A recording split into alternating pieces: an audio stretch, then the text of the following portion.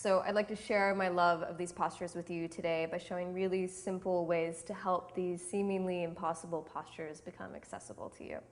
So let's have a block and a strap handy for the sequence, and we're going to begin on our backs. So go ahead and lie down.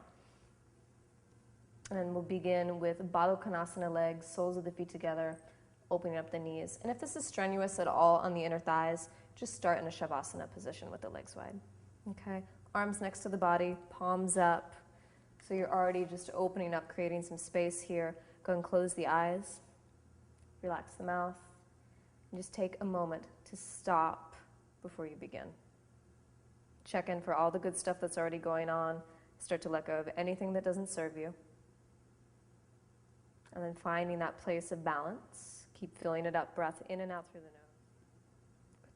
And then blink the eyes open. Close the legs. Hug the knees into your chest. Give yourself a big squeeze, stretching out your lower back. And then keeping the knees bent, drop the knees over to the right, spinal twist. Take the arms out to the side. So elongating through the top side of the torso, rooting both of the shoulders down into the mat. Taking that top hip, slight extension. And then inhale first, exhale, lift up, and switch sides. So rooting the up shoulder down into the mat. If there's any kind of strain in your neck, you can just keep it a little tuck of the chin. Good. And inhale, exhale, lift up. Come back into that first position. So soles of the feet together, knees wide, in Baddha Konasana. This time, you're going to interlace the fingers behind your head. There's a lot of core work that comes along with arm balancing.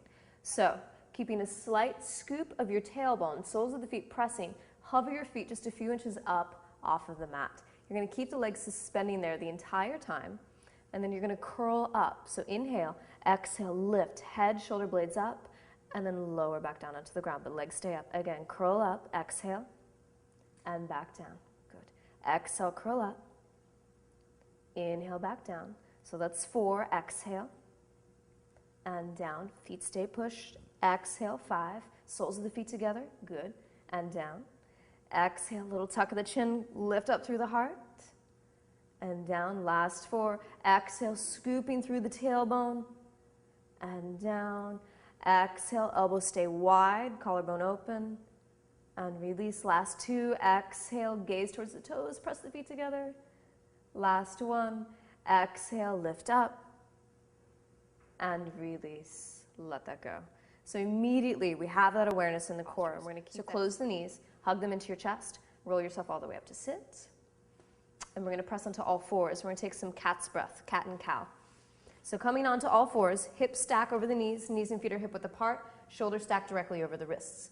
So start by surrendering your belly. Drop the navel, lift the heart, inhale, take the gaze up and forward, and then you're going to round, exhale. She's going to press into my hand and lift through your intercostal muscles, those guys in your ribs, okay? And then inhale, drop, look forward, surrender.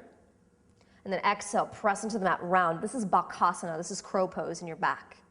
Again, drop it, inhale, pull the heart forward, and here comes the arm balance part. Exhale, press, round. This is what makes you light on your arms. And then come back to a flat back, curl the toes under, lift the hips up, press back, downward facing dog.